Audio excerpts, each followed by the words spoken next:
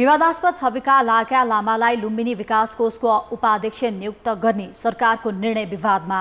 कान्तिपुर समाचारमा आज क्विन्टल सुन तस्करी प्रकरणको अनुसन्धान गर्न सिआइबीले बनायो प्रहरी उपरीक्षकको नेतृत्वमा टोली। 17 वर्ष अघि भएको गौर हत्याकाण्डका पीडितले आज गृहमन्त्रीलाई भेटेर के भने, यसबारेको समाचार पनि हामीसँग छ। यसैगरी नागढुङ्गा सिस्ने खोलाको आपतकालीन सुरुङ मार्गको ब्रेक थ्रु भएको सकारात्मक समाचारसँगै दिनभर देशमा भएका घटना र कम्बोडियामा 4 दशक सत्तामा रहेका प्रधानमन्त्री हुन सेनले सुम्पिए जेठा छोरालाई सत्ता। भोलि नेपालको मसिन्द्र फुटबल क्लब र भुटानको पारो एफसी बीच हुने खेल सम्बन्धी जानकारी पनि समेटेका छौं। नमस्कार, अब मुख्य समाचार। ललिता निवास प्रकरणमा सर्वोच्चको आदेशपछि अख्तियारमाथि पुनः अनुसन्धानको दबाव। विज्ञ भन्छन् नीतिगत निर्णयका नाममा उन्मुक्ति पाएका माथि तत्काल छानबिन होस्। संसदीय समितिको नेतृत्व भागमुण्डामा सत्ता गठबन्धनसँग एक मत भए पनि संसद खुलाउन एमाले असहमत। मुख्य दलले सिन्डिकेट चलाएको भन्दै रासोपा र राप्रपाको असन्तुष्टि। फोहोर व्यवस्थापनमा तीनै तहका सरकारको अक्षमताले ठूला सहर दुर्गन्धित। डम्पिङ साइट नहुँदा खोला नदीमै विसर्जन। पोखरामा पर्यटकलाई शास्ति। वीरगञ्जमा जथाभावी फोहोर फाल्ने पक्राउ। भारतीय कांग्रेस नेता राहुल गान्धीको संसद सदस्यता 4 महिनापछि पुनर्बहाली। प्रधानमन्त्री मोदी विरुद्ध भोलि हुने अविश्वास प्रस्तावमाथिको बहसमा प्रमुख वक्ता बन्नु। र इङ्ल्यान्ड र अस्ट्रेलिया फिफा महिला विश्वकपको क्वार्टर फाइनलमा। आयोजक अस्ट्रेलियासँग डेनमार्क 2-0ले पराजित। इङ्ल्यान्डसँग नाइजेरिया ट्राई ब्रेकरमा 4-2ले स्तब्ध। नेपाल प्रहरीको केन्द्रीय अनुसन्धान ब्युरो सिआइबीले 1 क्विन्टल सुन तस्करी प्रकरणको अनुसन्धान गर्न प्रहरी उपरीक्षक सञ्जय सिंह थापाको नेतृत्वमा टोली गठन गरेको छ। सरकारको निर्देशनमा राजस्व अनुसन्धान विभागले सुन प्रकरणको अनुसन्धान गर्ने जिम्मा प्रहरीलाई दिएपछि सिआइबीले थापाको नेतृत्वमा अनुसन्धान टोली गठन गरेको हो। राजस्वले अन्तर्देशीय तथा सङ्गठित अपराध सम्बन्धी मुद्दा भन्दै 20 दिनपछि प्रहरीलाई जिम्मा लगाएको थियो। सिआइबी प्रमुख किरण बज्राचार्यले प्रहरी उपरीक्षक थापाको नेतृत्वमा टोली गठन गरेकी हुन्। सङ्गठित अपराधको कसुरमा पक्राउ परेकाहरूलाई अनुसन्धान गर्न 60 दिनसम्म हिरासतमा राख्ने अधिकार प्रहरीलाई छ। सुन प्रकरणमा चीन, भारत, बेल्जियमका गरी 3 विदेशी नागरिक सहित 18 जना पक्राउ परेका छन्। स्वास्थ्यका कारण 1 जना आरोपित हाजिरी जमानतमा रिहा भएका छन् भने बाँकी 17 जना अहिले ब्युरोको नियन्त्रणमा छन्। प्रहरीले उनीहरूमाथि अनुसन्धानका लागि काठमाडौँ जिल्ला अदालतबाट 7 दिन म्याद थप गरेको छ। बालुवाटार स्थित ललिता निवासको सरकारी जग्गा हडप्नेमाथि अनुसन्धान चलेको 5 वर्षभन्दा बढी भइसकेको छ। सरकारी जग्गा व्यक्तिको नाममा बनाउने कर्मचारी विरुद्ध अख्तियार दुरुपयोग अनुसन्धान आयोगले मुद्दा दायर गरेको थियो। 175 जना विरुद्ध अभियोजन लगाएको अख्तियारले नीतिगत निर्णय भन्दै तत्कालीन प्रधानमन्त्री सहित केहीलाई उन्मुक्ति दिएको थियो। 1 वर्ष लामो अनुसन्धानपछि अख्तियार दुरुपयोग अनुसन्धान आयोगले 2076 साल माघमा ललिता निवास जग्गा प्रकरणमा अनुसन्धान गरेर विशेष अदालतमा मुद्दा दायर गर्यो। जग्गा लिनेदेखि सरकारी कर्मचारीसम्म गरेर 175 जना विरुद्ध मुद्दा दायर गरेको अख्तियारको अभियोजनमा समेत पटक पटक प्रश्न उठेको थियो। 1 वर्ष लामो अनुसन्धानपछि अख्तियार दुरुपयोग अनुसन्धान आयोगले 2076 साल माघमा ललिता निवास जग्गा प्रकरणमा अनुसन्धान गरेर विशेष अदालतमा मुद्दा दायर गर्यो। जग्गा लिनेदेखि सरकारी कर्मचारीसम्म गरेर 175 जना विरुद्ध मुद्दा दायर गरेको अख्तियारको अभियोजनमा समेत पटक पटक प्रश्न उठेको थियो। विशेष गरी 142 रोपनी जग्गा व्यक्तिको बनाउन भूमिका खेल्ने सरकारी तहका 17 सहसचिव, 12 सचिव, 6 जना मन्त्रीसहित मुख्य सचिव लीलामणि पौडेल र सर्वोच्च अदालतका न्यायाधीश कुमार रेग्मी, उच्च अदालतका न्यायाधीश रमेश ढकाल र विनोद प्रसाद पौडेल समेत संलग्न थिए। ती सबैको कामलाई मन्त्री परिषदबाट सदर गराउने तत्कालीन प्रधानमन्त्रीहरू माधव कुमार नेपाल र बाबुराम भट्टराई हुन्। 175 जनालाई मुद्दा चलाएको अख्तियारले पूर्व प्रधानमन्त्रीहरू नेपाल र भट्टराई तथा मुख्य सचिव लीलामणि पौडेललाई नीतिगत निर्णय भन्दै मुद्दाबाट उन्मुक्ति दियो। अख्तियारले न्यायाधीशहरूलाई कारवाहीको दायरामै ल्याएन, तर सर्वोच्चको आदेशपछि अख्तियारले तत्काल कारवाही अगाडि बढाउनु पर्ने विशेष अदालतका पूर्व अध्यक्ष बताउँछन्। सर्वोच्चको जुन आदेश छ नि त्यो आदेश अनुसार चाहिँ त उनीहरूको संलग्नता छ छैन निर्णय कसले निर्णय गरे हो निर्णय गर्ने जिम्मेवार पदाधिकारीहरू त्यहाँ चाहिँ के भने त्यो जग्गा नापी गर्न जाने टिप्पणी उठाउने आदिको कुरा होइन निर्णयकर्ता मुख्य त्यो जसको निर्णयले चाहिँ सरकारी जग्गा चाहिँ व्यक्ति हुन गयो ती व्यक्तिहरूलाई चाहिँ पुनः अनुसन्धान गरेर छानबिन गरेर यदि मुद्दा लाग्छ भने लगाउनु पर्छ कुरो हो जुन पदाधिकारीले निर्णय गरे हो त्यो नीतिगत निर्णयको नाममा उसले मुक्ति पाउँदैन अख्तियारले चाहिँ त्यो छानबिन गरेर यदि मुद्दा लाग्छ भने मुद्दा लगाउने छानबिन गर्ने अनुसन्धान गर्ने कुरो त्यो हो सबै माथि मुद्दा लाग्छ भन्ने कुरो होइन त्यो गर्नुपर्छ गरेन भने अख्तियार चाहिँ माथि पनि फेरि मुद्दा पर्न सक्छ त्यसो कुरा हो 2049 सालदेखि 4 चरणमा ललिता निवासको सरकारी जग्गा माफियाको योजना अनुसार हडपिएको छ। 2067 र 69 सालमा विशिष्ट पदाधिकारीको निवास विस्तारदेखि टिकिन्छ कुठीका नाममा रहेका 53 रोपनी सरकारी जग्गा व्यक्तिले हडपेका छन्, जसमा मन्त्री परिषदबाट निर्णय गराउन भूमिका खेल्ने मन्त्रीहरू विजय गच्छदार, डम्बर श्रेष्ठ, चन्द्रदेव जोशी सहितका 4 जना विरुद्ध मुद्दा दायर गरेको अख्तियारले सरकारी जग्गा व्यक्तिको बनाउन गरिएको निर्णयलाई नीतिगत भन्दै मुख्य सचिव र प्रधानमन्त्रीलाई चोख्याएको थियो। तर सरकारी जग्गा व्यक्तिलाई सुम्पने काम नीतिगत भन्न खोज्नेहरू अब सबै कारबाहीको दायरामा आउनुपर्ने विज्ञ बताउँछन्। यो नीतिगत निर्णय होइन, यो कार्यकारिणी निर्णय हो।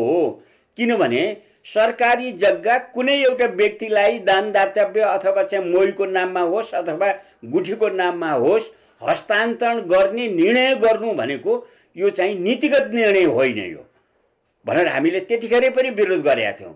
यो कुरामा अख्तियार दुरुपयोग अनुसन्धान आयोग चुक्यो, उसले यो कुरो सच्याउनु पर्छ र यो कुरो नीतिगत हो कि होइन भन्ने कुरो अदालतले जाँच गर्ने मौका पाउनुपर्छ। ललिता निवास जग्गा प्रकरणमा प्रहरीको केन्द्रीय अनुसन्धान ब्युरो सिआइबीले कृत्य र सङ्गठित अपराधमा अनुसन्धान गरिरहेको छ। 20 जनालाई पक्राउ गरिसकेको सिआइबीले सर्वोच्चको आदेशपछि तत्कालीन सरकारमा बसेर भूमिका खेल्नेहरूलाई पनि कृत्यको आरोपमा कारबाहीको दायरामा ल्याउन सक्नेछ। प्रहरीको जुन कृत्यमा चाहिँ जुन अनुसन्धान भइरहेको छ त्यो अनुसन्धानको क्रममा चाहिँ कहीँ कतैबाट प्रतिवादीबाट अरूबाट पनि कुरा खुल्यो, यो कुरा चाहिँ यहाँबाट आदेश आएको थियो त्यसपछि मैले गरेँ अथवा चाहिँ यो निर्णयले चाहिँ आधारमा चाहिँ हामीले गरेको मैले गरेको भन्ने जस्ता कुराहरू चाहिँ अनुसन्धानको क्रममा खुल्यो भने ती कुराहरू सहित खोलेर चाहिँ फाइल चाहिँ प्रहरीले चाहिँ उसमा अख्तियारमा पठाउनुपर्छ र अख्तियार दुरुपयोग अनुसन्धान आयोगबाट प्रचलित कानुन बमोजिम यसको थप अनुसन्धान हुनुपर्छ। सर्वोच्च अदालतको आदेशपछि ललिता निवास जग्गा प्रकरण थप पेचिलो बनेको छ। कृत्यमा मात्रै 338 जनालाई कारबाही गर्नुपर्ने निष्कर्ष यसअघि नै अनुसन्धानबाट खुलिसकेको छ। कान्तिपुर समाचारका लागि क्यामेरामा सञ्जय लुइटेलका साथमा रमेश धमाला, काठमाडौँ।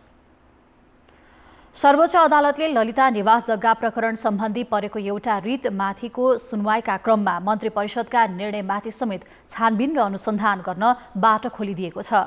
यो आदेशले 2076 साल माघ 22 मा विशेष अदालतमा मुद्दा चलाउँदा पहुँचवालालाई जोगाउने र सानालाई समाउने अख्तियार दुरुपयोग अनुसन्धान आयोगको नियतमाथि प्रश्न त उठाएको छ नै, पूर्व प्रधानमन्त्रीहरूलाई समेत कारबाहीको दायरामा ल्याउन सहज बनाएको छ।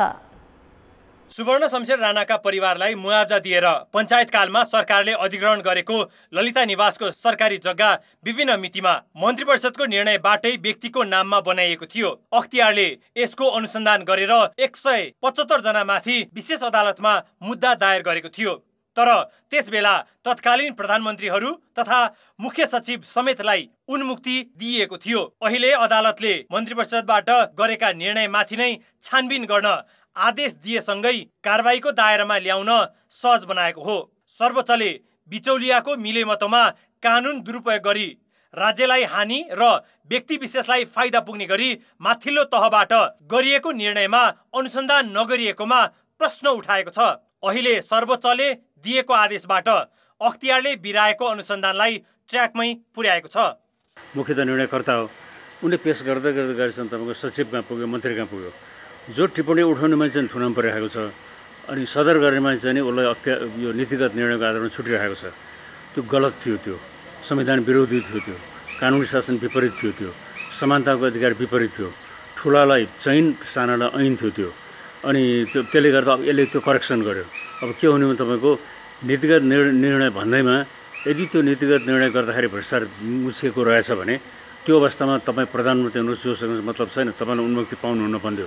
ललिता निवास जग्गा प्रकरणमा भएको कृत्यका बारेमा अहिले प्रहरीको केन्द्रीय अनुसन्धान ब्युरोले अनुसन्धान गरिरहेको छ। यो प्रकरणमा मन्त्री परिषदमा बसेर निर्णय गर्नेहरूमाथिको अनुसन्धान के गर्ने भन्ने अन्योल भइरहेका बेला सर्वोच्चले बाटो खोलिदिएको हो। त्यति मात्र होइन, विगतमा नीतिगत निर्णयको हवाला दिएर छानबिन गर्न पन्छिएको अख्तियारलाई समेत सच्चिने मौका दिएको जानकार बताउँछन्। त्यो उन्मुक्ति दिएको कुरालाई नि गलत भनिदियो नि तैँले अदालतले। परोक्ष रूपमा परिणाममा त के भनिदियो भने सर्वोच्च अदालतले जुन किसिमको उन्मुक्ति दिएको छ, नीतिगत निर्णय गर्नेलाई कारवाही गर्न हाम्रो अधिकार छैन भनेर जुन भनिदिएको छ, त्यो भनेको कुरा गलत हो भन्ने कुरा त अहिलेको चाहिँ आदेशले प्रमाणित गरिदियो।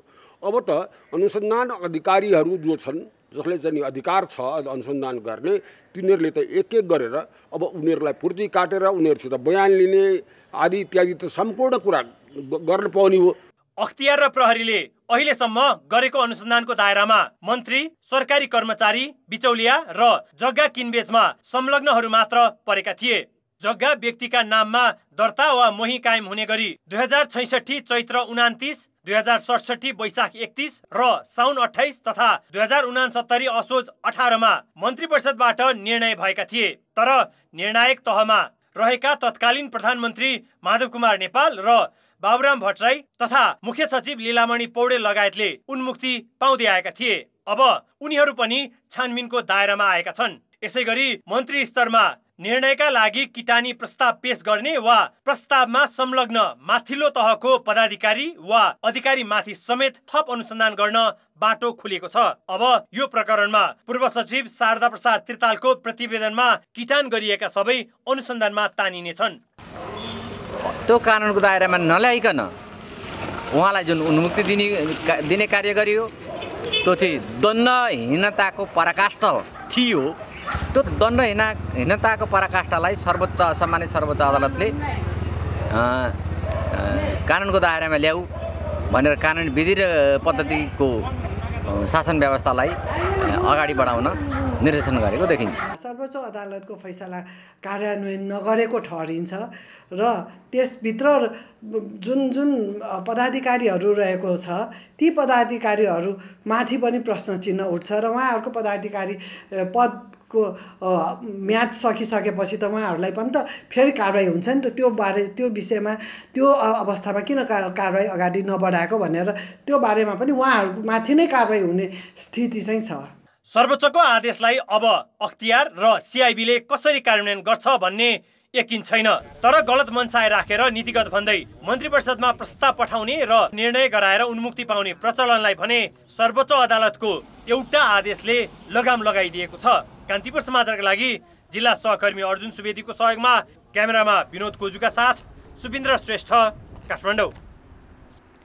विश्वभरका बौद्ध धर्मावलम्बीको पवित्र स्थल लुम्बिनी अन्तर्राष्ट्रिय शान्ति केन्द्र समेत हो।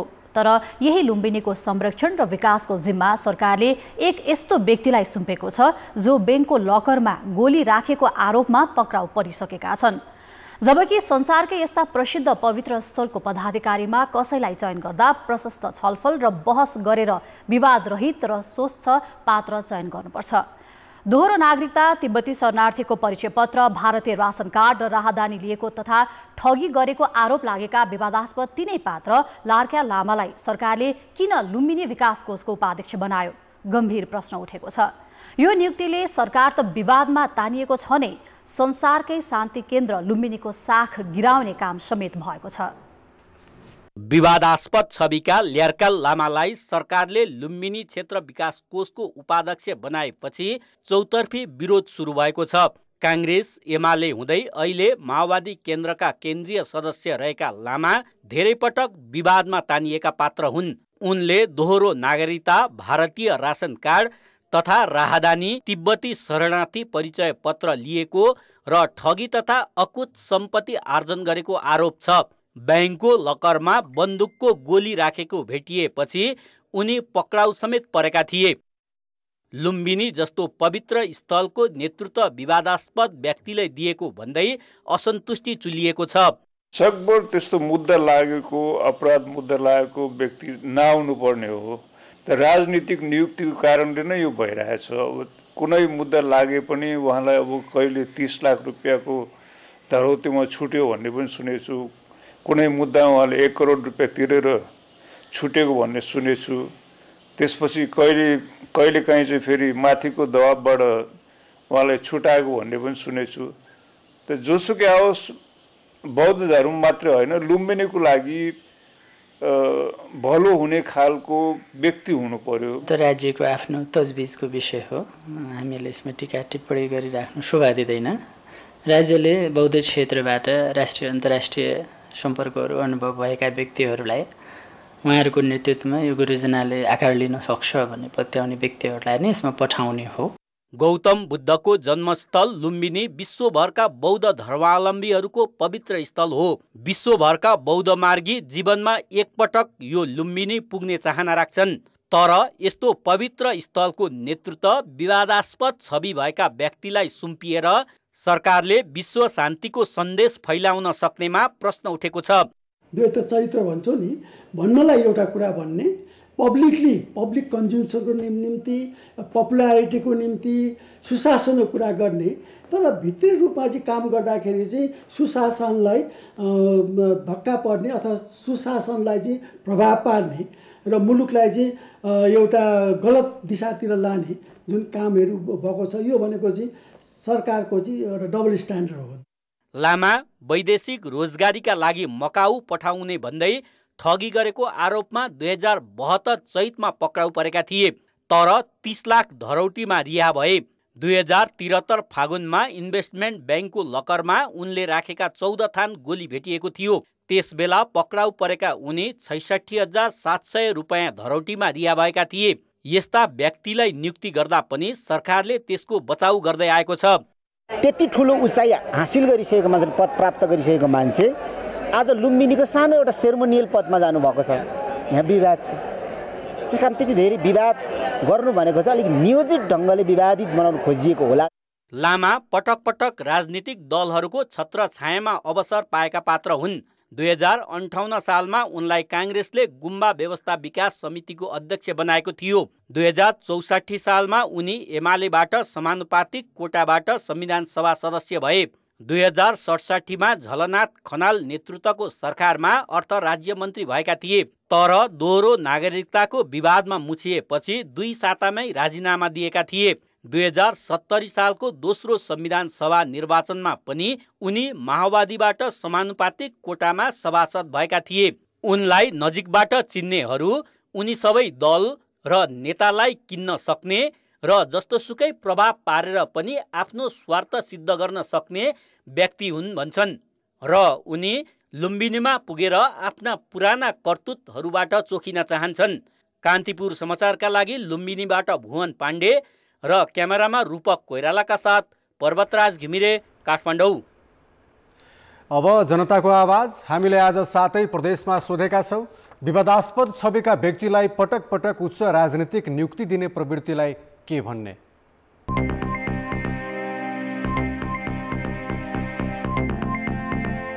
गरिबहरूले चाहिँ भनौँ न, अब केही काम गऱ्यो भने तिनीहरूलाई कानुन लाग्ने, नेताहरूले जे गरे पनि अब तिनीहरूलाई केही पनि नहुने। अब यो त राम्रो लागेको छैन। भ्रष्ट र नराम्रो मान्छेहरूलाई दिएर देश विकास कसरी हुन्छ? विश्व समाजमा देशको छविलाई नबिगार्नु, त्यस्तो छवि मान्छेलाई चाहिँ नै नियुक्ति दिए राम्रो हुन्छ। जो राम्ररी काम गर्छ उहाँले ठुलो पोस्टमा गर्नुपर्ने, आफू पनि गलत भएको हुनाले उनीहरूले त्यस्तै प्रवृत्तिका मान्छेहरूलाई विभिन्न दलहरूले सबैले अगाडि सार्ने मेन कारणै त्यही। सम्झौताका आधारमा यस्ता व्यक्तिहरूलाई विभिन्न लाभांश लिने पदहरूमा नियुक्ति गरे जस्तो मलाई लाग्छ। यो प्रविधि भनेको चरम राजनीतिक शक्तिको दुरुपयोग हो। आफू टिक्नको लागि र आफू रहिरहनको लागि चाहिँ यो खराब किसिमको गतिविधिलाई चाहिँ अब अगाडि निरन्तरता गरिरहेको। निर्दोष साबित गर्न सकेको खण्डमा चाहिँ उहाँहरूलाई चाहिँ दिनुपर्छ, फेरि पनि चान्स दिनुपर्छ, सिक्ने मौका दिनुपर्छ। कतैबाट नाता पर्ने कारणले पनि कतिपय व्यक्तिहरू उही व्यक्तिहरू राजनीतिक नियुक्तिमा पर्दै आएका छन्। नेताहरूकै स्वार्थको कारणले गर्दा लाजमर्दो कुरा हो। यस्तो चाहिँ नगर्दा ठिक हुने थियो। राजनीतिको पार्टीहरूलाई अब जे गर्दा नि हुन्छ भन्ने छ। आरोप प्रमाणित भएकालाई पनि अहिले दिएको देखिन्छ। बिल्कुल यस्तो काम गर्नु हुँदैन। यसले गर्दा राजनीतिक पार्टीहरूको छवि गिर्दै गएको छ। निर्वाचन खर्च उठाउनका लागि बिचौलिया आफू अनुकूलको मान्छे आफू नजिकको मान्छे राजनीतिक भाडा गर्ने नियुक्ति गर्ने प्रक्रिया राम्ररी छानबिन गरेर अब के रहेछ त उसको वास्तविकता खोज्नुपर्छ। आफूलाई सपोर्ट होस् र भविष्यमा यो कुराहरू पनि लिक आउट नहोस् भन्नका लागि यस्ता खाले मान्छेलाई खोजी नियुक्ति दिइरहेको बुझिन्छ।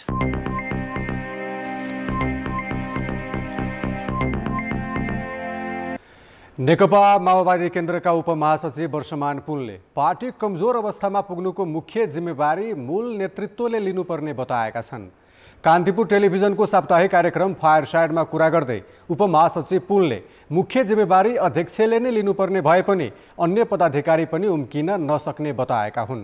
अहिले हामी 3 महिने अभियान सुरु गर्दैछौँ। अहिले केन्द्रीय समितिले त्यो पास गरेको छ।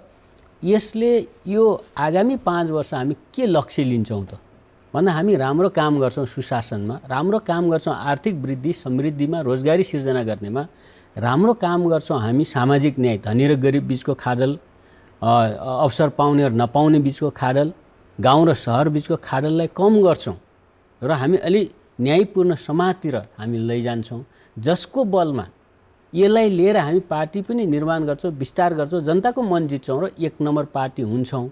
त्यसको लागि एक्लै अबको 84 को निर्वाचन भनेको एक्लै हामी प्रतिस्पर्धा गर्छौँ। हिजो सकिएको केन्द्रीय समिति बैठक, नेताहरूमाथि उठेका प्रश्न र सरकारको काम कारबाहीबारे माओवादी नेता पुनसँग गरिएको विस्तृत अन्तर्वार्ता राति 9 बजे प्रसारण हुनेछ। संसदीय समितिको नेतृत्व भागभण्डामा मुख्य दल एकमत भए पनि अवरुद्ध संसद खुलाउन भने अझै सहमति जुटेको छैन। सभामुख देवराज घिमिरे र प्रमुख 3 दलका शीर्ष नेता बीच दिनभर भएको छलफलमा सहमति हुन नसकेपछि आजको प्रतिनिधि सभा बैठक पनि सूचना टाँसेर स्थगित गरिएको छ। सुन तस्करी प्रकरणमा प्रमुख प्रतिपक्षीले माग गरेको उच्चस्तरीय छानबिन समिति गठनको विषयमा दलहरूका बीचमा सहमति जुट्न नसक्दा प्रतिनिधि सभाको बैठक सूचना टाँसेर भोलिसम्मका लागि स्थगित गरिएको हो।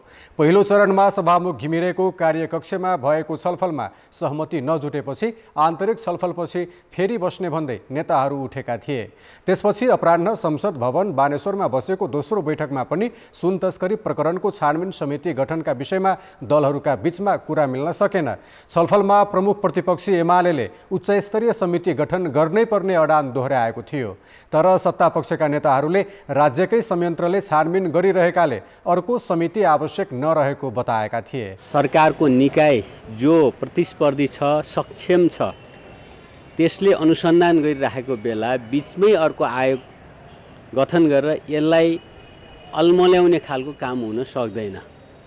किनभने अहिले जति पनि भ्रष्टाचार विरुद्धका कारबाही छन्, तस्करी लगायतका सुशासनसँग सम्बन्धित विषयहरू छन्, त्यसमा सरकार इमानदारीपूर्वक दृढतापूर्वक अगाडि बढिरहेको छ। त्यसमा प्रतिपक्षी दलले या कुनै पनि दलले शङ्का गर्न आवश्यक छैन। भोलि 10 बजे सामान्य प्रधानमन्त्रीज्यूले बालुवाटारमा अर्को बैठक बस्ने, त्यहाँबाट कसरी अगाडि बढ्ने एउटा निष्कर्ष निकाल्ने समय माग्नु भएको छ। त्यस कारणले गर्दा आज हामीले जे कुरा राख्यौँ, सरकारले अहिले पनि अडान राख्यो कि उच्च स्तरीय छानबिन समिति बनाउन अहिले आवश्यक छैन, यसमा प्रतिपक्षले सहयोग गरिदिनु पर्यो भन्ने उहाँहरूको माग छ।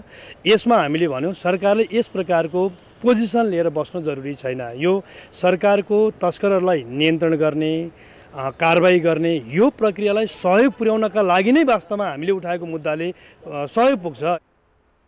भोलि बिहान सभामुख सहित पुनः छलफल गर्ने दलहरूबीच सहमति भएको छ। सरकार र प्रमुख प्रतिपक्षी दलका बीचमा देखिएको विमतिका कारण सदन गतिहीन भएको भन्दै अन्य दलले आक्रोश व्यक्त गरेका छन्। अहिले यति धेरै मुद्दाहरू छन् जनताको उठाउनु पर्ने, तर सत्तापक्ष र प्रमुख प्रतिपक्षका बीच जुन जुहारी चलिरहेको छ र उहाँहरू आफ्नो मागमा जति दृढ हुनुहुन्छ त्यसले संसदलाई अवरुद्ध गरेको छ। यो नितान्त राम्रो भएन। हामीले यसलाई निरन्तर आवाज उठाइरहेका छौँ, सामान्य सभामुखज्यूलाई भनिरहेका छौँ, प्रधानमन्त्रीज्यूलाई भनिरहेका छौँ, तर यो संसद यसरी अवरुद्ध भइराख्नु चाहिँ राम्रो होइन। दलहरूका बीचमा देखिएको असहमतिका कारण झन्डै 2 हप्तादेखि सदन अवरुद्ध हुँदै आएको छ। यही विषयलाई लिएर प्रमुख प्रतिपक्षीले अवरुद्ध गर्दा राष्ट्रिय सभाको बैठक पनि बुधबारसम्मका लागि स्थगित भएको छ। सदन सुचारू गर्ने विषयमा असहमत देखिए पनि दलहरूले संसदीय समितिको भागभण्डा भन्ने टुङ्ग्याएका छन्। प्रमुख 3 दलबीच नेपाली काङ्ग्रेसलाई 4, एमालेलाई 3, माओवादी केन्द्रलाई 2, एकीकृत समाजवादी, जनता समाजवादी र जनमतलाई 1-1 समितिको नेतृत्व दिने सहमति भएको छ। राष्ट्रिय स्वतन्त्र पार्टी र राष्ट्रिय प्रजातन्त्र पार्टीलाई भने संसदीय समितिको नेतृत्वविहीन बनाइएको छ। समिति सभापति चयनको प्रक्रिया तत्काल अगाडि बढाइने संसद सचिवालयले जनाएको छ। ब्रेकपछि पुनः स्वागत छ। भौतिक पूर्वाधार तथा यातायात मन्त्री प्रकाश ज्वालाले नागढुङ्गा नौबिसे सुरुङ मार्ग निर्माणको काम 1 वर्षभित्र सम्पन्न हुने बताएका छन्। आपतकालीन सुरुङ मार्गको ब्रेक थ्रु अनुगमन गर्न निर्माणस्थल पुगेका मन्त्री ज्वालाले सन् 2025 को पहिलो महिनामा सुरुङ मार्गमा सवारी साधन कुद्ने दावी गरे।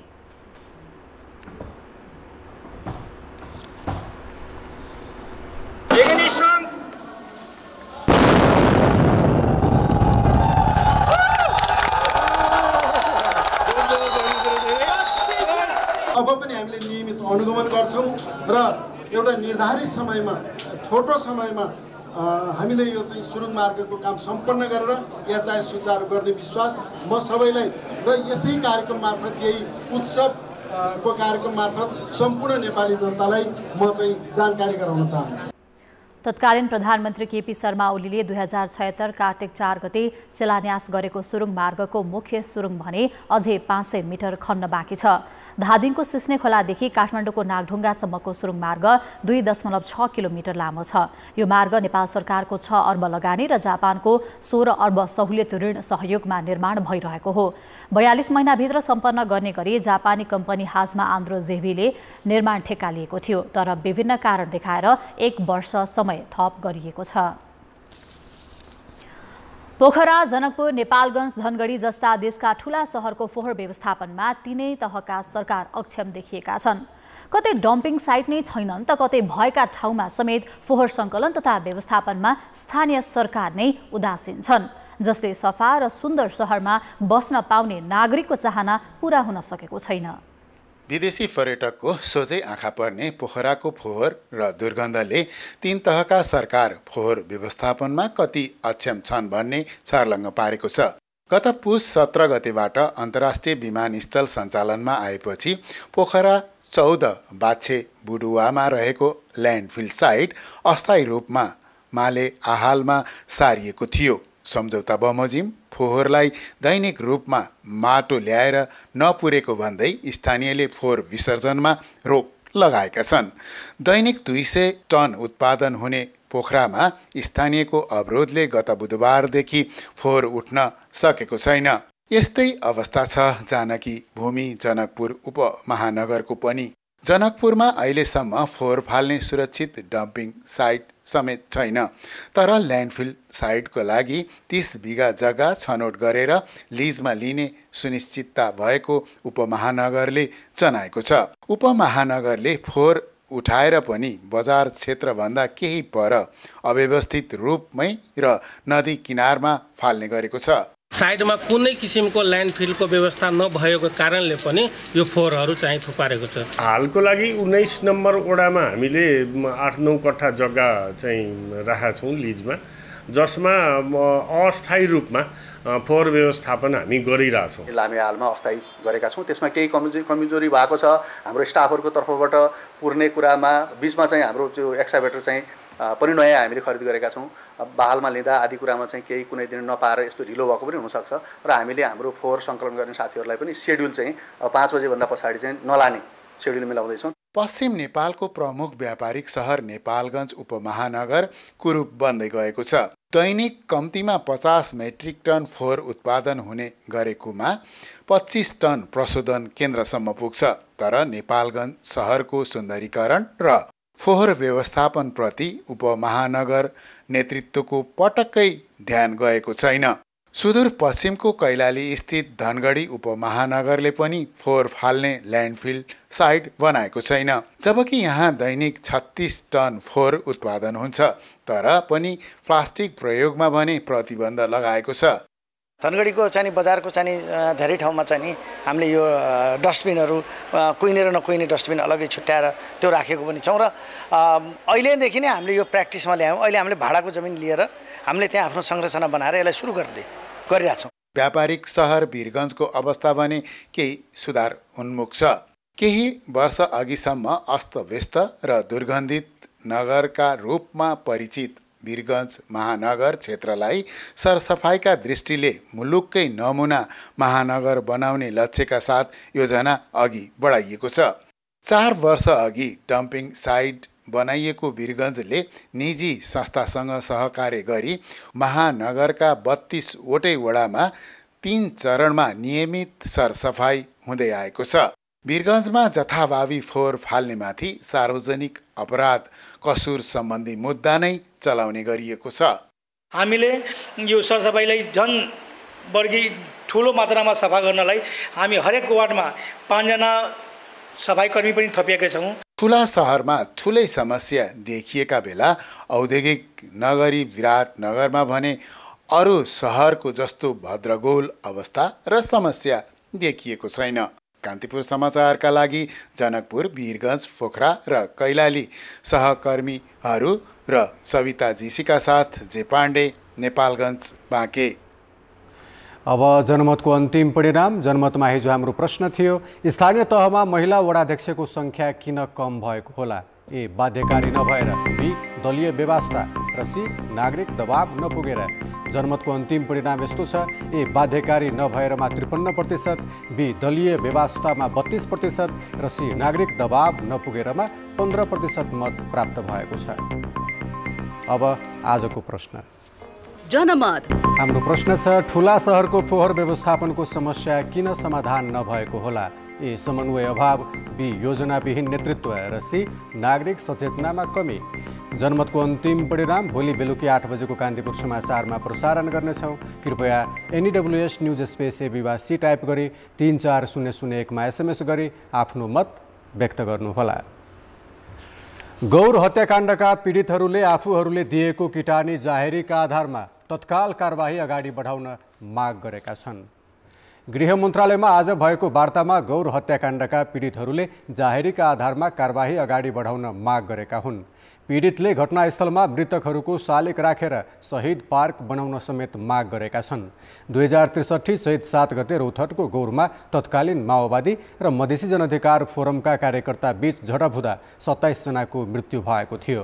घटनामा 115 जना घाइते भएका थिए। सरकारले गृह मन्त्रालयका सहसचिव नारायण प्रसाद भट्टराईको संयोजकत्वमा वार्ता समिति बनाएको छ।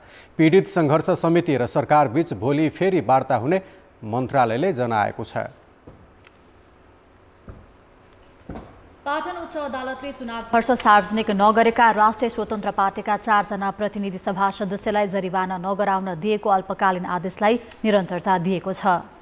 कायम मुख्य न्यायाधीश महेश शर्मा पौडेल र न्यायाधीश सुदर्शन राज पाण्डेको इजलासले निर्वाचन आयोगको निर्णय कार्यान्वयन नगर्न यस अघि दिएको आदेशलाई निरन्तरता दिएको हो। निर्वाचन आयोगले चुनाव खर्च सार्वजनिक गरेको जानकारी नगराएको भन्दै प्रतिनिधि सभा र प्रदेशसभा सदस्य निर्वाचनका उम्मेद्वारहरूलाई जनही 15,000 रुपैयाँ जरिवाना गर्ने निर्णय गरेको थियो। आयोगको निर्णय विरुद्ध रासुपाका सांसद विराज भक्त श्रेष्ठ, सुशील खनाल, सविता गौतम र गणेश पराजुलीले उच्च अदालतमा रिट दिएका थिए। यस्तै काठमाडौँ महानगरपालिकाले व्यापारिक भवनलाई आफ्ना सेवाग्राहीसँग पार्किङ बापतको शुल्क लिन लगाएको रोक उच्च अदालत पाटनले तत्कालका लागि हस्तक्षेप नगर्नु भन्दै अल्पकालीन अन्तरिम आदेश दिएको छ। अर्थ र विकास। बैंकहरूको नाफा गत वर्षको तुलनामा सामान्य बढेको देखिए पनि शेयर धनीलाई बाँड्न सक्ने गरी छुट्याइएको वितरण योग्य मुनाफा भने अधिकांशको घटेको छ। निक्षेपको तुलनामा कर्जाको ब्याज दर उच्च र कर्जा विस्तारमा भएको वृद्धिका कारण बैंकहरूको नाफा बढेको देखिएको हो। तर खराब कर्जा बढेका कारण बैंकहरूको वितरण योग्य नाफा भने घटेको छ। 20 वटा वाणिज्य बैंकहरूले प्रकाशित गरेको गत आर्थिक वर्षको वित्तीय प्रतिवेदनमा 18 बैंकको नाफामा वृद्धि देखिएको छ। गत आर्थिक वर्षमा 20 बैंकले 70 अर्ब 17 करोड नाफा कमाएका छन्। गत आर्थिक वर्ष 2078-79 मा यी बैंकले 66 अर्ब कमाएका थिए। नविल र ग्लोबल IMA सबैभन्दा बढी नाफा कमाएका छन्। यी दुवै बैंकको नाफा 7 अर्ब भन्दा माथि छ। नाफा उच्च कमाउने अन्यमा राष्ट्रिय वाणिज्य बैंक, NIC एसिया र इन्भेस्टमेन्ट मेगा छन्। प्राइम कमर्सियल र कुमारीको नाफा भने गत वर्षको तुलनामा घटेको छ। अन्य व्यवसायीहरू समस्यामा पर्दै गएका बेला अधिकांश बैंकको नाफा भने बढेको देखिएको छ। ओभरअल प्रफिट हेर्ने हो भने पनि ब्याङ्कहरूको करिब 70 अरब जतिको प्रफिट हुन गएको छ, जुन चाहिँ लास्ट इयर यो कन्सोलिडेसन मर्जरहरूको लागि पनि लिएर हेर्ने हो भने 60 अरब थियो भन्दाखेरि जम्मा 4-5%, 5%को मात्रै ओभरअल ग्रोथ हुन सकेको छ भन्दाखेरि र इम्प्याक्टेड चाहिँ भएको छ ब्याङ्किङ इन्डस्ट्री, जुन पछिल्लो कोभिड पछाडिको जुन अप्ठ्यारो अवस्थाबाट आइपुग्दाखेरि योपालि चाहिँ ओभरअल ब्याङ्किङ पर्फर्मेन्सलाई अप्ठ्यारै परेको छ।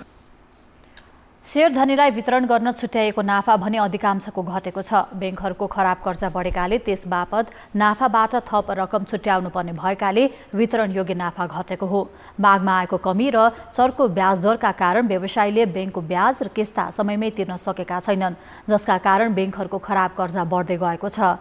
खराब कर्जा गत वर्षको असार मसान्तमा औसतमा 1.20% रहेकामा अहिले 2.70% कायम भएको छ। हिमालयन र कुमारी बैंकले यो वर्ष ग्राहकलाई लाभांश नै दिन नसक्ने अवस्थामा रहेको देखिएको छ भने अन्य 12 बैंकको पनि वितरण योग्य मुनाफा घटेको छ। ठुल्ठुला कम्पनी उद्योगपतिहरूको ऋण चाहिँ उठाउन नसक्ने, सानसानोसँग मात्र लिने, अनि त्यसले गर्दा के भयो भन्दा अब ऋण तिर्न नसकेपछि ठुला लगानीकर्तालाई अब मिलाएर गर्न पर्यो। मिलाएर गर्दाखेरि के हुने भयो त नाफा घटेर जाने भयो हैन, प्रोभिजनिङ पनि बढेर गयो। एनपी अब लिलामी भएको पनि फेरि जग्गाहरू बिक्री हुन चाहिँ मुस्किल भएको देखिन्छ ब्याङ्कमा। बैंकहरूले उठाउन नसकेको ब्याज 17 अर्ब 66 करोड पुगेको छ। उठाउन नसकेको ब्याजको 63% रकम नियामकीय प्रावधानमा राख्नुपर्छ। यस्तो रकम 11 अर्ब 13 करोड रुपैयाँ छ, जसका कारण बैंकहरूको नाफा बढ्दा पनि शेयर धनीले उच्च लाभांश नपाउने स्थिति आएको छ। नेपाल राष्ट्र बैंकले 3 वाणिज्य बैंकलाई कारबाही गरेको छ। प्राइम कमर्सियल बैंक, कुमारी र हिमालयन बैंक कारबाहीमा परेका हुन्। कर्जा नोक्सानी व्यवस्था कायम नगरेको तथा प्रिमियम दर बढाई ब्याज असुल गरेकाले प्राइम कमर्सियल बैंकका प्रमुख कार्यकारी अधिकृतलाई सचेत गराइएको छ। त्यस्तै मागमा कर्जा निक्षेप अनुपात कायम नगरेकोमा कुमारी बैंकलाई 59,63,000 रुपैयाँ र हिमालयन बैंकले पनि कार्तिकमा सोही अनुपात कायम नगरेका कारण 1 करोड 39 लाख रुपैयाँ जरिवाना गराइएको छ। अब अन्तर्राष्ट्रिय समाचार। भारतमा विपक्षी दल कांग्रेसका नेता राहुल गान्धीको संसद सदस्यता पुनर्बहाली भएको छ।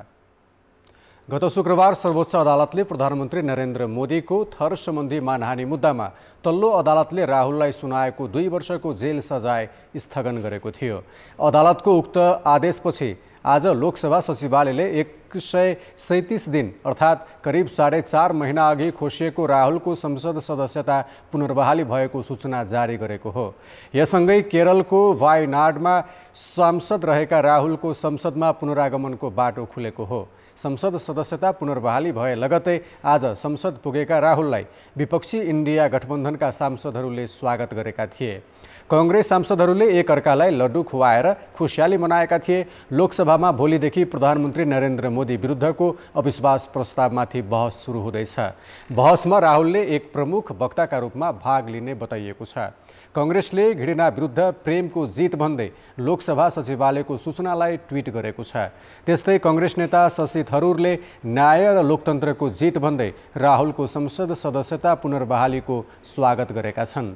गुजरातको एक अदालतले गत मार्च 23मा मोदी थर मानहानिको मुद्दामा राहुललाई दोषी ठहर गर्दै 2 वर्षको जेल सजाय सुनाएको थियो। अब बाँकी समाचार। शहरी क्षेत्रमा खोला मिचेर बनाइएका संरचनाका कारण वर्षाका बेला राजधानीका अधिकांश खोला किनारका बस्ती डुबानमा पर्ने गरेका छन्। गत साउन 13 गते पनि सामाखुसी खोलामा खसेर 13 वर्षीय बालकको मृत्यु भयो। अहिले वर्षाकै बेला काठमाडौँ महानगरले खोलामाथिको स्ल्याब निकालेर सामाखुसी खोला खुल्ला गर्दै करिडोर निर्माणको योजना अघि बढाएको छ। तर यसरी खुल्ला गरिएका खोला किनारमा रेलिङ तथा बार नहुँदा अर्को मानवीय दुर्घटनाको जोखिम पनि बढेको छ। काठमाडौँ उपत्यका भित्रका नगरपालिका र नगर उन्मुख गाविसहरूमा गरिने निर्माण सम्बन्धी मापदण्ड 2065मा सामाखुसी सहितका अन्य खोलामा 4 मिटर छाड्नै पर्ने र कुनै पनि खोल्साखोल्सी र राजकुलो छोप्न नपाइने व्यवस्था गरियो। तर सामाखुसी क्षेत्रमा यो नियम लागू भएन। खुल्लमखुल्ला मापदण्ड मिचिँदा पनि नियामक निकाय र स्थानीय तहले मौन रूपमा साथ दिइरहे। यहाँ 1 इन्च समेत नछाडी खोला मिचेर संरचना बनिरहे। गैर कानुनी रूपमा खोला मिच्ने काम भइरह्यो। महानगरले गत पुसमै खोला किनारमा बनाइएका अवैध संरचना हटाउने कार्ययोजना बनाएको थियो। त्यसमाथि गत साउन 13 गते यही नै एक बालक खसेर बेपत्ता भएपछि महानगरले अहिले स्ल्याब हटाइरहेको छ, तर दुर्घटनाको जोखिम झनै बढेको छ। अब यो घरमा हिँड्ने पुलहरू कुनै पनि छैन, अब अलिअलि छोडिदिएको छ। यहाँनिर त यसको उसमा त सपोर्टको घरहरूमा त सबैजना बालबच्चाहरू भाडामा बस्छन्, स्कुल जानलाई धेरै समस्या छ छन त। अब यसरी गर्नै पर्ने थियो भन्दाखेरि कि पहिला चाहिँ यसको न्यूनीकरणको लागि चाहिँ के यसलाई चाहिँ व्यवस्थापन गरेर गरिदिएको भए एकदम राम्रो हुन्थ्यो। महानगरले अहिले 2065 कै मापदण्ड कार्यान्वयन गर्न रानीबारी चोकदेखि रेडन स्कुल क्षेत्रमा स्ल्याब हटाएर खोला खुला गरिरहेको छ। यसका साथै करिडोर निर्माणका लागि ट्र्याक खुलाउने योजना पनि रहेको महानगरको भनाइ छ। सामाकोशी खोलालाई विस्तार गर्ने अभियान सुरु गरेको छौँ। हाम्रो वडामा 4 वटा खाले मापदण्ड, एउटा 1 मिटरको, अर्को 4 मिटर, 6 मिटर र 8 मिटर, 4वटा मापदण्डहरू विभिन्न स्थानहरूमा लागू भएका, विभिन्न समयमा लागू भएका छन्। र अहिले हामी करिब 3 वडाको सबै स्ल्याबहरू उकाउने र सामाकोशी खोलाको ट्र्याक खुलाउने काममा लागिरहेका छौँ। स्थानीयका अनुसार यस क्षेत्रमा निर्माण गरिएका संरचना 2065 अघिको मापदण्ड अनुसारका हुन्। अहिले त्यहाँ 4 मिटर, 6 मिटर र 8 मिटरको मापदण्ड कार्यान्वयन गर्ने र वृक्षारोपण समेत गर्ने तयारी महानगरको छ। महानगरले घर भत्काउन सूचना जारी गरेपछि स्थानीयले अदालत गुहारे। उच्च अदालत पाटनले तत्काल घर नभत्काउन अन्तरिम आदेश समेत दिएको छ, तर क्षतिपूर्ति र मुआब्जा पाए स्थानीय घर छाड्न तयार रहेको बताउँछन्। मान्छेले घर बनाएर चाहिँ घर सम्पन्नताको प्रमाणपत्र लिइसके, अहिले आएर चाहिँ के छ भने चाहिँ नि घरको क्षतिपूर्ति, जग्गाको मुआब्जाको कुरा नगरिकन एक्कासी आज भत्काउने भोलि भत्काउने, खाली घर भन्ने कुरा भएको हुनाले हामी चाहिँ अन्धोल छौँ। वर्षायाममा दिनौँ भेलबाढी आइरहेको छ। खोला कतिखेर बढ्छ थाहा हुन्न, तर महानगरले थप जोखिम अध्ययन तथा आवश्यक तयारी नै नगरी खोलाको स्ल्याब हटाएर जोखिम बढाएको देखिन्छ र त्यहाँ सुरक्षित निर्माण कहिले बन्छ महानगरले जानकारी दिएको छैन। उपत्यकाका खोला नाला र ढलमा डुबेर पछिल्ला 3 वर्षमा 62 जनाको मृत्यु भइसकेको छ। यसतर्फ महानगरले सचेत हुन जरुरी छ। कान्तिपुर समाचारका लागि क्यामेरामा रूपक कोइरालाका साथ प्रकाश बम, काठमाडौँ। खेलकुद समाचार। नमस्कार, कान्तिपुर खेलकुद समाचारमा स्वागत छ। मछिन्द्र फुटबल क्लबका कप्तान विशाल श्रेष्ठले पारो एफसीलाई कमजोर रूपमा नलिने बताएका छन्। शहीद स्मारक ए डिभिजन लिगको उपविजेता मछिन्द्रले एफसी कप प्लेअफ पहिलो चरणमा भोलि भुटानको पारोसँग प्रतिस्पर्धा गर्दैछ।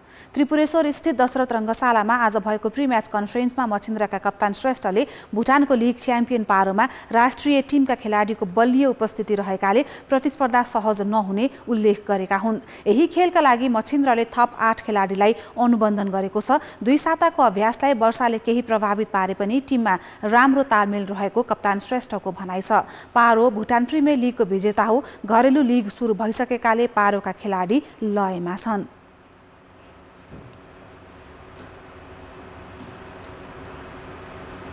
कुनै पनि टिम कमजोरी चाहिँ हुँदैन, किनभने उहाँहरू पनि भुटानको लिग च्याम्पियन नै हुनुहुन्छ होइन।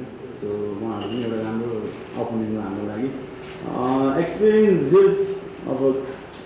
एक्सपिरियन्स काउन्ट्स, तर हाम्रोमा अहिले सबैजना टिममा खेलिरहेको केटाहरू पनि हुनुहुन्छ र क्लबको पनि प्रायः खेलिरहनु भएको केटाहरू। I think we have a lot of national players who played here before, so that is an advantage for us. They know the field here, they know the weather condition, the ground, everything.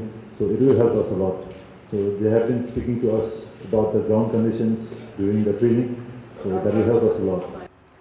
मछिन्द्रले AFC cup छनौट दोस्रो पटक खेल्दैछ। Church boys युनाइटेडले league जिते पनि AFC club licence नभएका कारण मछिन्द्रले खेल्ने अवसर पाएको हो। मछिन्द्रले अनुबन्धन गरेका 8 खेलाडी मध्ये मेसुके कागजी प्रक्रिया पूरा नभएका कारण भारतमा नै रहेका छन्। अन्तिम समयसम्म उनको प्रतीक्षा गर्ने मछिन्द्रले बताएको छ।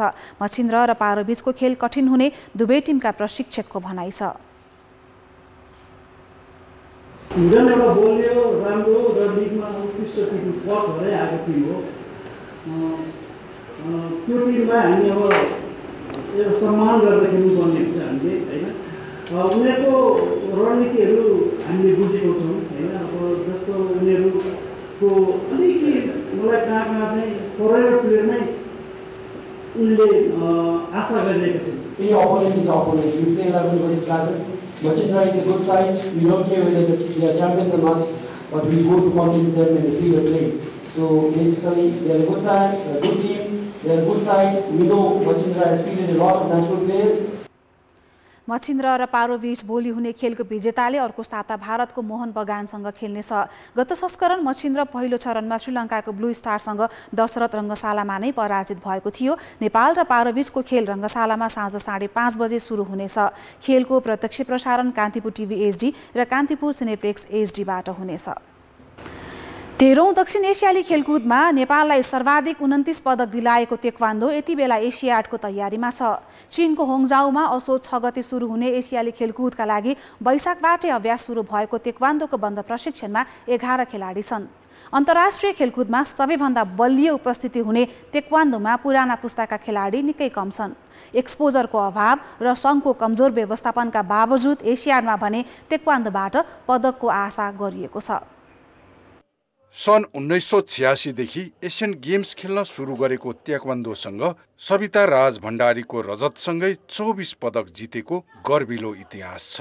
तर सङ्घको आन्तरिक विवाद, राखेपसँगको किचलो र राष्ट्रिय तथा अन्तर्राष्ट्रिय खेलमा सहभागिता सम्बन्धी अन्योलले खेलाडी पलायनको बाटो फराकिलो बनेको छ।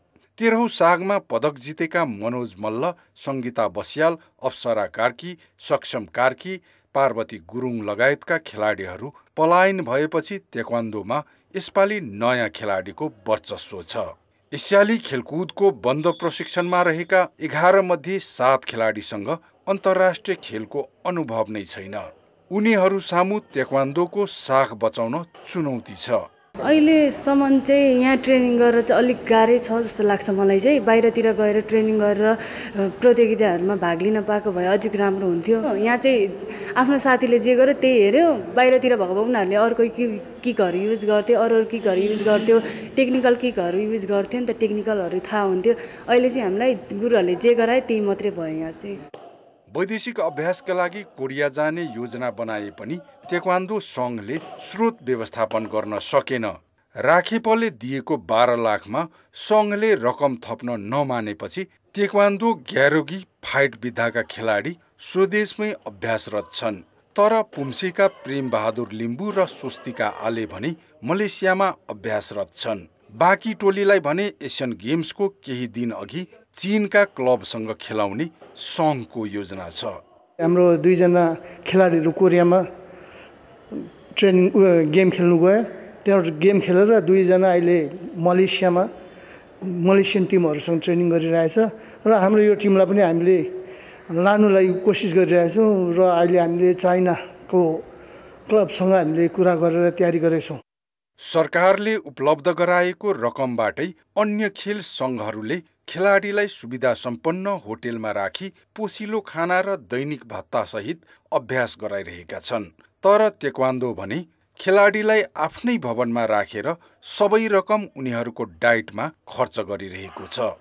परिषदले 2000 रुपैयाँ दिएको छ नि, त्योबाट चाहिँ हामी अहिले 2000 को पुरै लगभग खाइरहेछौँ भनौँ न। आफ्नै हाम्रो मेस चलाएको छ यहाँ होइन। खानामा चाहिँ त्यस्तो खासै छैन, सेटिस्फाई नै छ। अब बस्ने नि हाम्रो तल म्याट छ, म्याटमा चाहिँ हामीले बेड राखेर चाहिँ झुल राखेर चाहिँ बसिरहेछौँ होइन। ठिकै छ भनौँ न यहाँ पनि। अब जस्तो सुकै दुःख सुख सहेर भएर पनि होइन, अब हामी भनौँ न मेडलकै लागि भनेर हाम्रो सबै साथीहरू टिम वर्क भएर चाहिँ एकदम ट्रेनिङ गरिरहेछौँ भनौँ। सन् 1990 को दशक नेपाली ताइक्वान्डोको स्वर्णिम युग मानिन्छ। त्यही बेला सङ्गिना वैद्य, दीपक बिष्ट, सविता राज भण्डारी जस्ता स्टार खेलाडी जन्मिएका थिए। उनीहरूले हात पारेको सफलतामा नै अहिलेसम्म ताइक्वान्डो बाँचिरहेको छ। के अबको पुस्ताले नेपाललाई स्वर्ण दिलाउन सक्ला? कान्तिपुर समाचारका लागि क्यामेरामा हिमकुमार प्रसाईका साथ विनय ज्योति सापकोटा र प्रदीप लेखी, काठमाडौँ। खेलकुद समाचार अहिलेलाई यति नै। कान्तिपुर समाचार अहिलेलाई सकियो। कान्तिपुर टेलिभिजन हेर्दै गर्नुहोला। नमस्ते।